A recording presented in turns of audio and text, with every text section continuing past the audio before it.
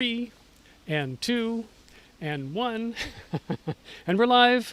Welcome again to the live stream show. Today we are going to talk about money and how to monetize and make money from your live videos. And I know that all of us creators, all of us business people who are messing around on social media, there's this long gerbil wheel of work of producing content over and over and giving value and giving away a lot of free information and free value. But there comes a time when you want to look at that and say, okay, where's the money? Like, what can I do? All this work that I'm doing, all this amazing content that you've produced, is there a way, are there really good ways to monetize all of that? And the answer is yes. And that's what we're going to talk about today. I've invited PJ Taei on to join us today, and he is the founder of the leading monetization platform probably in the whole planet. It's called Uscreen, and when he comes on, I've got all these questions I want to ask him about business model and how to do this and who is this good for and so on. So stay tuned. Here we go.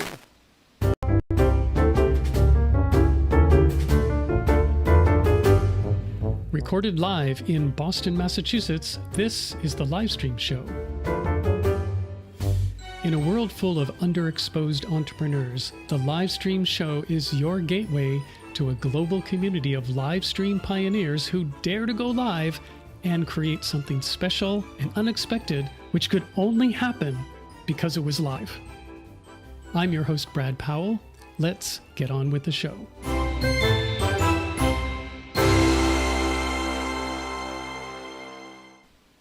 All right. Welcome to the show, PJ. Thanks for coming today. Thanks for having me. I'm excited to be here. Thank you. Yeah, so let's kind of dive right in. I mean, I know that certainly in this past year, there's been this real big gigantic shift of doing practically everything virtually. And I'm sure that in your world, you've seen huge change and growth in terms of the number of people who are wanting to not only use video, but figure out how they can take their in-person events to, the virtual, or their in-person events to the virtual world, and of course, try and replace some of the income they've lost by their in-person events disappearing. But you started this way back in like 2015. And so were you prescient? I mean, what was going on back 6 years ago where you were going, okay, this is what's needed? What was the vision that you had back at that time? Yeah, that's a really good question. So we started, exactly late 2014. We pretty much rounded and say 2015. So it is a long time ago considering the digital age, right? What I was looking to do was build an all-in-one solution for selling your videos. That was the original goal, all in one, because my background was web hosting and I help people do e-commerce hosting. I was reselling shopping carts in my previous company called WebNet Hosting. And I knew that as businesses move forward and the industry more matures further, people want an all-in-one solution. They just want a go-to solution, make it simple, plug and play, make money, because they're going to be so busy running those businesses. And that eventually definitely happened within the video industry as well. And I also knew that there's a lot of YouTube creators that will eventually want to monetize off the platform. About 40% of our customers do have a YouTube channel or some type of following. And YouTube significantly helps them. So do all the other social platforms. But they eventually want to own that audience and make money from that audience directly. So my vision was to build an all-in-one monetization platform. That's kind of the furthest that I went with the initial idea. Okay. Let's see. I want to go back. I'm pushing the wrong buttons. Let me bring you on here. There we are. So, okay, so here's my question to follow up. And that is, people, around that time, YouTube was going gangbusters. And Hmm. while there is some monetization strategies for YouTube, which, the answer is like build 1 million followers and subscribers, and the Google ad dollars will monetize your videos. But Hmm. that's only available for like a tiny fraction of those creators. Most of the people who are on YouTube don't have anything like that, although they do have substantial enough and loyal enough following to follow them to their own platform if they only had a way to host it.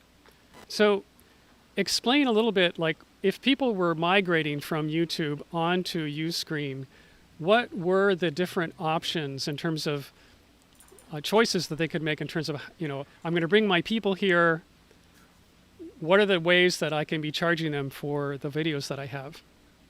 Yeah, absolutely. The one of the first most popular ways of monetization that started to gain traction was absolutely subscriptions, because Netflix was already maturing about 4 or 5 years into their business model. So that was already adopted in subscriptions. We had Dollar Shave Club and all these different services to sell subscriptions. And of course, even a few years prior to 2014, 15, we had membership sites already.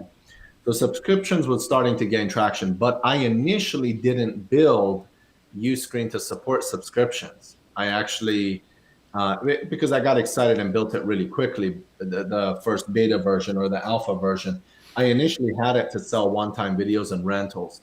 It did support a recurring purchase, but not robust with the way we needed it. So technically speaking, we had to rebuild the app a few times to support the level of coupons, apps, and all those different things. But subscription is king to this day. Okay. So who was a typical client in terms of a user of this Uscreen platform? What kinds of entrepreneurs were finding a natural fit to shift over from their YouTube following to their own hosted platform? Absolutely. Most popular will be health and wellness. It's just such a big industry. That's one, but also very competitive. We luckily had a head start and got a lot of the great customers initially. But educational content is second, and it's huge. Entertainment content is huge. We have everything from theaters to playhouses to symphonies and orchestras. Um, and then going back to educational content, you name it, people teach online, right? And they monetize, and it supports online courses and membership sites. So that's definitely a big one as well. What will be indie film creators, docu series? All of those are absolutely money makers as well, but obviously there's less of them per se. Yeah, that's cool. That's great. So anyone who is basically teaching and or entertaining online, this would be a good fit for. That's cool. Absolutely. Yeah, it's kind of like building your own Netflix is one of the ways to put it, but you don't have to sell subscriptions. You can obviously sell one-time sales or pay-per-view. Yeah, right. But anyone who's got like a library of content already and or is producing new content all the time, could fit right into this. Now the platform is also set up for doing live event and or live streaming. Is that right? Absolutely. It does live streaming. It even supports live chat. Can also do commenting. The live streaming is fully enabled and set up where it auto records to VOD after. It's a really nice workflow. We've seen a big uptick in live on our platform for sure. Okay, yeah. And I'm wondering, like, especially in this last year, what have you seen in terms of people really have been looking for some kind of way to replace in-person live events because we just haven't been able to have them. And what are the ways that, like you were saying, concerts and theaters and could be doing performance like that? What are some of the ways that you've seen these live things happen, and are they being streamed so that people can like there's actually a live audience participating? Yeah, the big change, right? Due to COVID for everyone going live, and live is engaging, it's fun, it's now. So it has a community aspect that comes with it. So definitely live is here to stay, and it has really expanded due to COVID. Um, we have all types of live events. We have live workout, we have live theater, a lot of live arts and theater and playhouses, live orchestras, live symphonies, live classes, live training, live yoga. So anything can be live webinars. I actually really like live. It makes things fun and the audience is very engaged. And you got to have live chat with live, unless it's obviously a workout. I think that definitely makes a difference. Yeah, I agree. I mean, I'm a big believer in pushing the envelope of live video. This is the thing that I've been working on for some time now. And the thing that I find interesting in this moment is that the whole world has been pushed in this direction, like, unwillingly maybe, but now they're like fully embracing it, seeing for the Right. first time some of the opportunities here. I mean, I've had clients who were teaching, say, a yoga class in several different studios. And when they work in a studio environment, they're basically kind of renting out their services. The studio brings the students and charges the students, and they pay the teachers a certain rate per the class that they do. And for most of those teachers, there's a really low ceiling on what they can earn. And now, like this year, and this is true for the people I've worked with, they've been hosting their own programs virtually and getting people to subscribe to those. And now, they're actually increased their income. They're earning more because of the fact that they can serve more people, and they don't have to split it with the studio. That's correct. That's a really good point. The transformation was already happening, right? To a lot of in-person to online, or per se, online was already growing at a significant speed constantly for the last decade. But remember, I don't know the exact number, but it's 30-40% of the world is still not online on the internet, which is crazy. Yeah. So as internet becomes more affordable for and accessible to that other 30-40%, that's another massive movement coming to the internet. And also the smartphone has a lot to do with it, right? If you even look at TikTok, you see videos from all over the world. And that just shows that third world countries and places that you've never seen those people like in their rooms doing dances or songs or educating, whatever that may be, are now picking up a phone and able to create that content. That's happening in every way. But I would say that's even the beginning. Next is, okay, they'll launch YouTube and eventually start to expand and monetize content. So that transformation was happening. COVID really accelerated it significantly. I would say by 5 years. Yeah. Yeah, absolutely. So I'm wondering, can you share like one or two success stories of people that you've seen in this, in the last year or even earlier, who've kind of made this shift and as a result have been thriving in a period where a lot of people, might not have been doing so well? Yeah, good point. There's a few. Let's start with, let's say, a big brand, someone like Rumble Boxing, right? They launched Rumble TV. It's on Uscreen. They do all their live boxing workouts and on demand on the platform. Another big gym on the West Coast is called Choose. They launched on demand and live streaming for their full member base.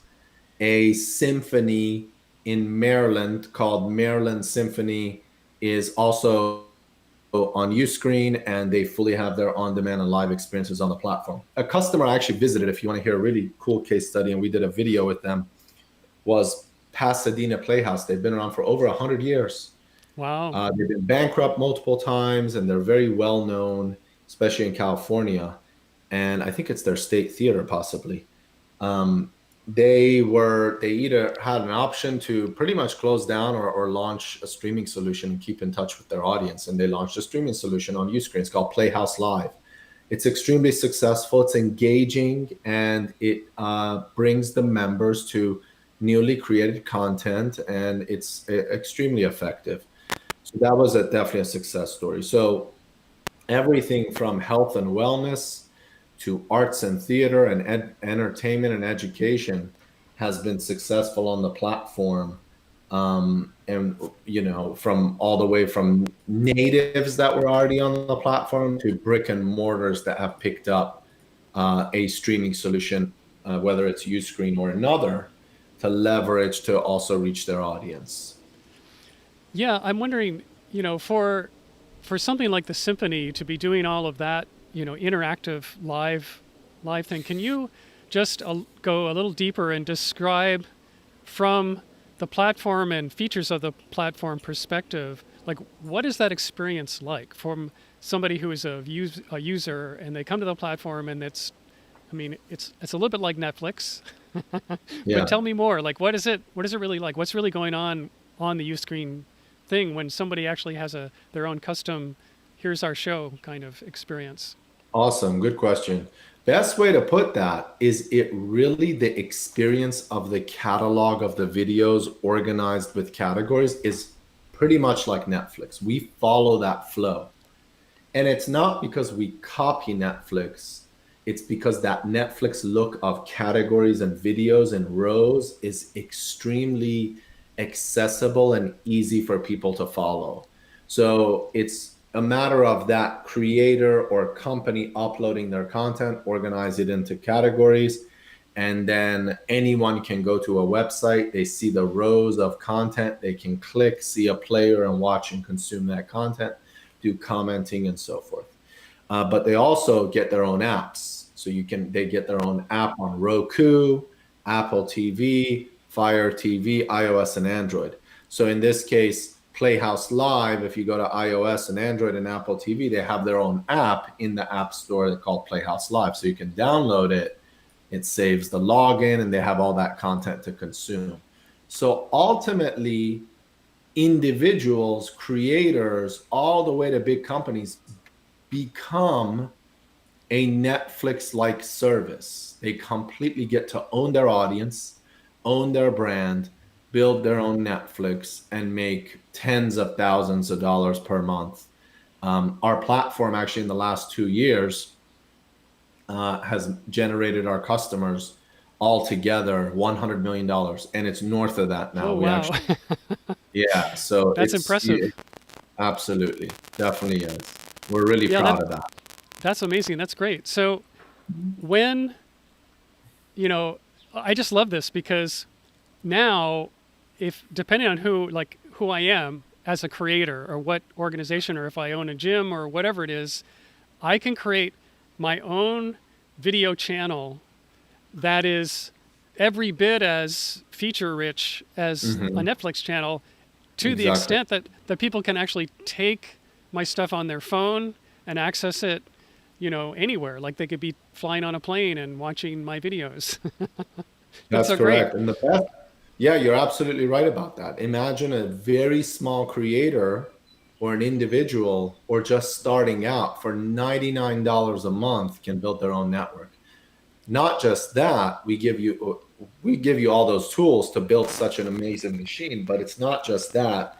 We have a built-in marketing machine built into the platform. So it does all the email sequences, abandoned cart sequences.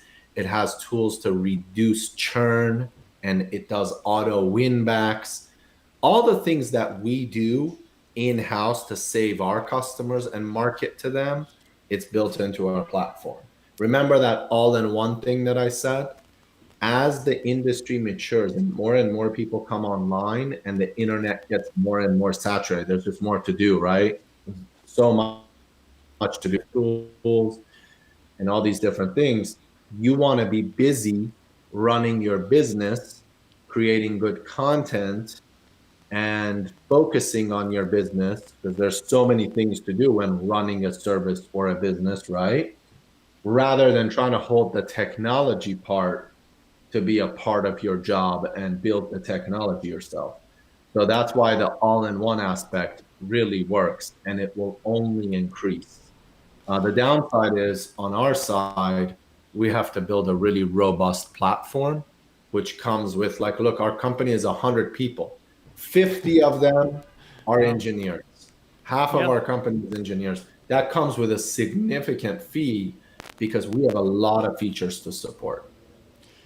Yeah, absolutely. Well, I mean, as you mentioned, the marketing side, that's just so critical. There's so many platforms where, like, if you're a podcaster, you have no idea when you're on iTunes who your listeners are. Like, there's no information coming to you about that audience. When you're on YouTube, you might have, hundreds of thousands of subscribers, but from the platform, from YouTube, they're not telling you who those people are. You don't have a list or an email or a way to contact them directly. So this is so important and so that's a fabulous feature that, you know, not only are people collecting and building a list, but built into the platform, they can be responsive, in a sequence automatically all the time, reminding, telling people, welcoming them, doing follow-ups, all kinds of things in terms of engaging the audience in between the times that they're actually watching video content. That's so That's great. absolutely correct. Yeah. So again, I just want to go back to the average creator out there who's probably thinking about, oh my gosh, this sounds wonderful. I want to take the next step. So if they're thinking about when will I be ready to launch my channel, what kind of suggestions do you have? I mean, if somebody is just getting started and they have zero audience, I'm assuming that it may or may not be a good thing to do to build your following this way, but maybe I'm wrong. Like, tell me, what would you suggest to somebody coming in thinking about launching, let's say I'm a dance teacher, or I do karate lessons or something like that, and I want to bring my audience with me and I want to do, pay-per-view every time I teach a class, and or get a membership, something like that. You know, what do you suggest to that kind of individual? Yeah, absolutely. So if you're let's say a dance teacher, for example, first, if you have an email list or even a small following on Facebook, Instagram, YouTube, you are way ahead of the game. That audience, that following is what you're going to tap into to tell your fans, hey, I now have more content, premium content, or exclusive content, or content with no ads on this other service. So in this case, all you need to do is get the platform set up on Uscreen, upload your content, and then go to that audience to tell them, hey, I got exclusive content, or check out my new channel here and subscribe to gain access to this content. So you have videos, you have a skill, you have an email list or a small audience. It's super easy to get to that audience to tell them to subscribe to your content or purchase your course. The same way it works with any type of digital content. You're going after your customers or your email list, your YouTube following, your subscribers. So in those YouTube videos and in your Instagram, you start doing posts about this new channel, and it's as simple as that to start to funnel users to be paying subscribers, because the platform does all the work. You need to figure out, all right, I have videos, I have a skill, I'm ready to sell it. That's great. I love it. I love it. Sign me up. So Nice. if somebody does want to sign up, is it uscreen.com? Where do they go? Yeah, it's uscreen.tv. So the Okay. letter U and then screen, just you can Google it, and then it's super easy. You sign up on the website. We have a bunch of examples. We have a really resourceful blog. It's very impressive. And there's so much content on our blog. I invite anyone to go to our blog to just read and learn everything from live to on demand. A lot of it is not even about the Uscreen platform. It's just very educational. So you just go to resources at the top and click blog, and it will really educate you. So I definitely invite everybody to check out our blog. Okay. Great. Awesome. So last takeaway, so for the people who have seen this and they're going, okay, I'm convinced. What's the sort of one thing you'd like them to go away with around, okay, so here's a channel, you can create your own channel for monetizing. What do they need to know? Yeah, I think for anyone who has a following, right, on any of these social channels such as TikTok, Instagram, YouTube, you want to eventually own your audience. You want to have their email address. So whether you do it on Uscreen or another platform, I think that's extremely important because you can retarget to them and sell that content again. So I absolutely invite everybody to think long term and own your audience. I think that's really important. And then the other thing I would advise you is, it's not so much you have to create perfect videos and studio grade. They need to have decent sound, a good audio, and oftentimes um, the iPhone or your Android, whatever mobile phone you have, will do the job. Great. Yeah, that's really good advice. Own your audience and keep it simple. Like you can do it with your phone. That's so true. Well, Correct. this has been great. This is, it's this platform that you've created. I just think is so valuable to the creator community. And I mean, as you said, $100 million has been earned by people with their own channels. I mean, a few years ago, not long, this was completely impossible. And the idea that this is so accessible now to anyone with value, like really worthwhile content to share, and people from anywhere can be like radically improving their business and having a very successful enterprise through creating their own sort of media empire. It's awesome. Yeah, absolutely. It really is true, right? Technology has become so accessible and good software too. So that's, I think, overall a global thing happening on the internet, which is really fascinating even for me as well. Right. Okay. Well, we're going to wrap it up. Thank you so much for joining today. This was fabulous. And for everyone else Absolutely. who's online, you guys, next week, I've got another couple, actually two guests coming. These are guys who call themselves the Biz Bros. And they have been producing a live interview series 3 times a week for the last, I don't know, year and a half or two. It's called Profit is Content. And it is probably the highest energy, most entertaining live interview show that I have found online. And they have both agreed to come on next Thursday, 3 p.m. Join me, and we're going to dive right in and have a lot of fun with these two guys. They're brothers. They're both from Venezuela originally. It's Luis and Luis. They both have the same first name. And I can't wait to see them. And join me Thursday at 3 p.m. Eastern Time. And I will see you then. So long.